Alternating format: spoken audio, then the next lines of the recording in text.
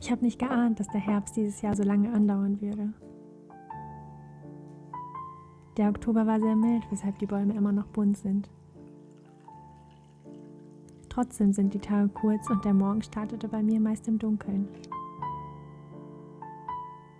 Gerade die stillen und dunklen Morgengrauen habe ich genutzt, um in mich zu gehen und mich mit wichtigen Dingen auseinanderzusetzen.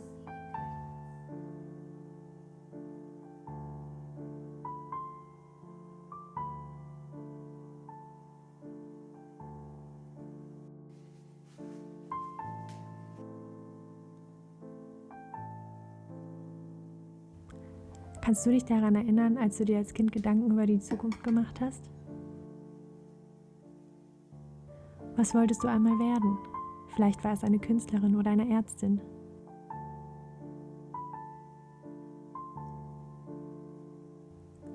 Vielleicht musstest du irgendwann schwierige Entscheidungen treffen, wie was du studieren willst oder wo du leben willst. Mit der einen Entscheidung haben wir zahlreiche mögliche Lebenswege hinter uns gelassen.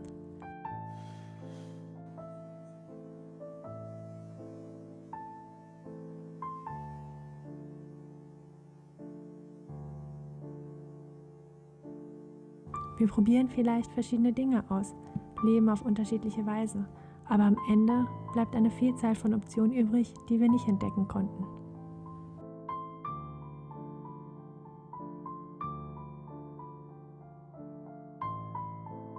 Wenn du dich gerade fragst, wie die Dinge hätten sein können, hast du bereits eine Menge Erkenntnisse darüber gesammelt, wer du bist und was du brauchst. Ich hatte zum Beispiel immer schon eine Vorstellung darüber, wie ich mein Leben leben möchte und wie ich sein will.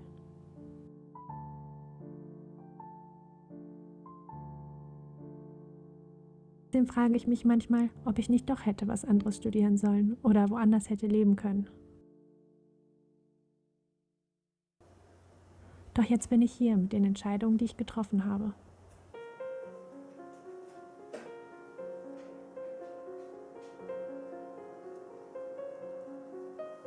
Schwierig wird es aber, wenn wir gewisse Dinge nicht mehr entscheiden können, weil unser Körper oder Gegebenheiten uns zwingen, Richtungen einzuschlagen, die wir uns nicht aussuchen können.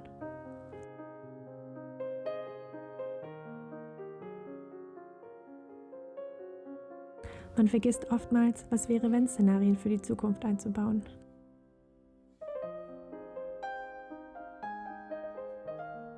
Was, wenn ich niemals glücklich werde? Was, wenn ich mein Studium nicht schaffe? Oder was ist, wenn ich plötzlich krank werde?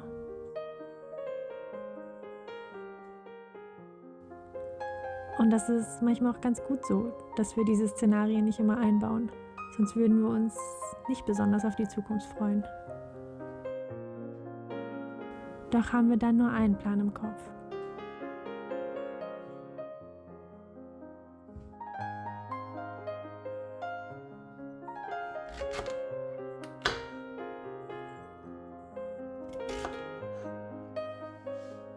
Wir wissen nicht, wie wir reagieren, wenn doch alles anders kommt und wir uns eingestehen müssen, dass das Leben gerade ganz anders aussieht, als es geplant war.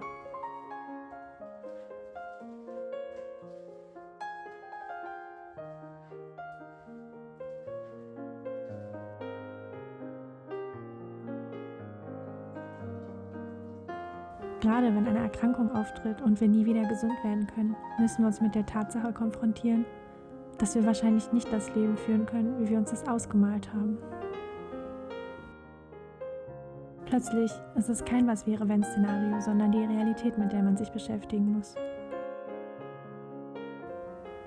Ob es ein vermasseltes Studium, eine schiefgelaufene Beziehung oder eine Erkrankung ist, die geplante Zukunft muss nun neu geplant werden.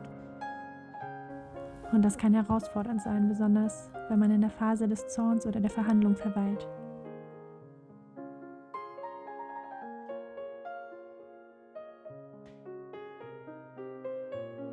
Es kann schwierig sein, die neue Realität anzuerkennen, obwohl das Leben jetzt schon nicht mehr so aussieht, wie man sich das wünscht.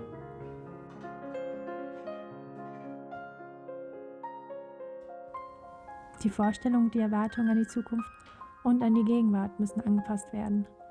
Der Prozess dahin kann deprimierend sein.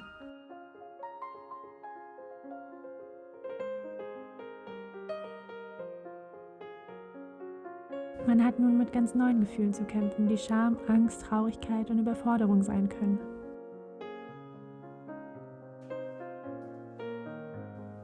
Als mir klar wurde, dass mein Leben sich aufgrund einer Erkrankung ändern muss und ich meine ganze Planung über den Haufen werfen kann, hatte ich mit ähnlichen Gefühlen zu kämpfen.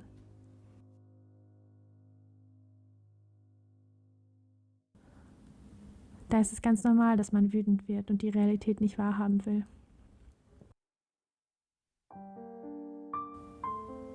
Es herrscht ein innerer Kampf und eine Art Verhandlung mit sich und seiner Diagnose oder der neuen Lebenssituation. Die neue Realität zu akzeptieren, bringt oftmals auch eine Phase der Depression mit sich.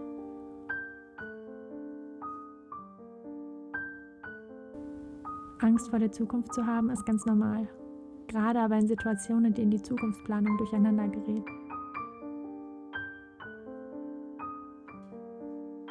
Traurigkeit und Angst können auch dann ständige Begleiter sein, auch wenn man schon so weit ist, seine Realität zu akzeptieren.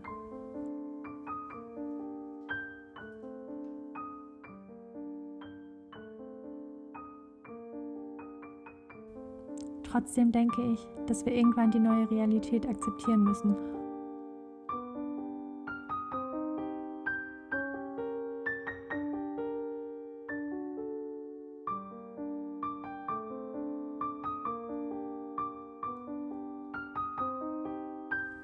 Mir hat die Akzeptanz geholfen, die Zukunft wieder klarer zu sehen. So konnte ich wieder anfangen zu planen. Sie sieht nicht mehr so aus, wie ich sie mir vorgestellt habe. Durch die Akzeptanz aber haben sich in mir neue Wege gezeigt. Das heißt nicht, dass ich nicht oft traurig bin oder frustriert.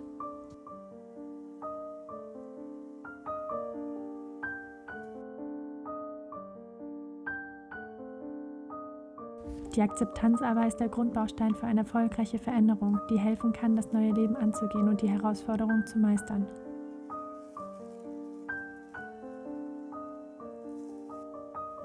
Trotzdem erlaube ich mir manchmal, mir Gedanken um meine verlorene Zukunft zu machen oder über die Wege, die ich in der Vergangenheit hätte einschlagen können.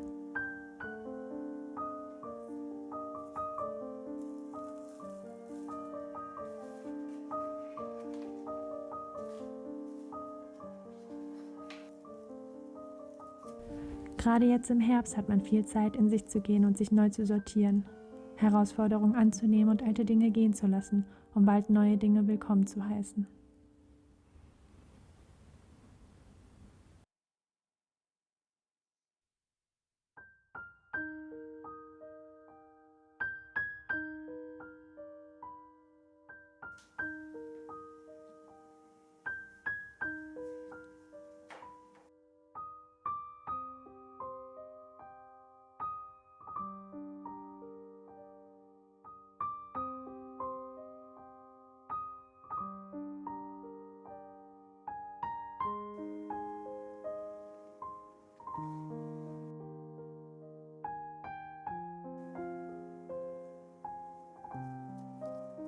Akzeptanz heißt für mich also ein Neuanfang. Ich kann mich neu entdecken und aus einem anderen Blickwinkel betrachten.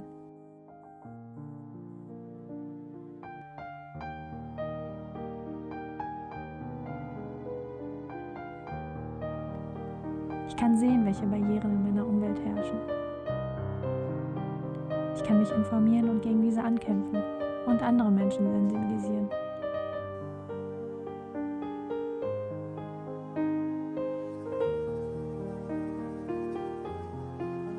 So heißt Akzeptanz also auch eine neue Welt zu entdecken, vor der ich lange die Augen verschlossen habe.